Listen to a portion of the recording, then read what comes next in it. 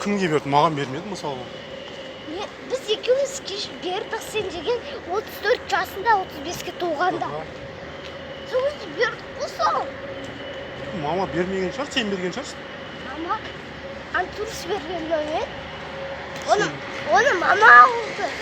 Сен папаға берсін деді, менің сыйлығымнан айтты. Жаңағы нәрсеге маманың жоқ.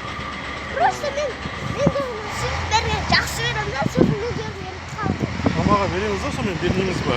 Береміз.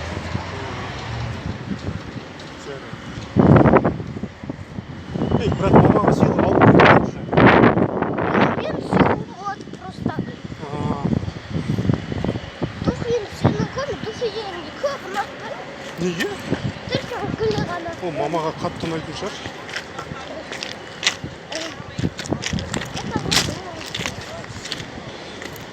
А как ты думаешь?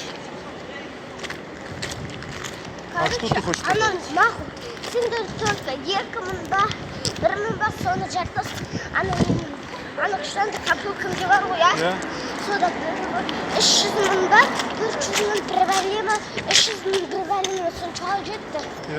Содан Болмайды. Не? Алмайсың ол?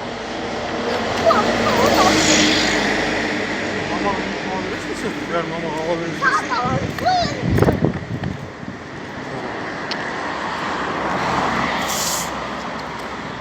Ең көп ұнамай қалады дейсің ба мамаға? Мен білмеймін. А? Жоқ, сені бұны нормально, просто сені өзім бір бергім келеді да. Екеуміздің бірдей болмағанды да. Түсіндім.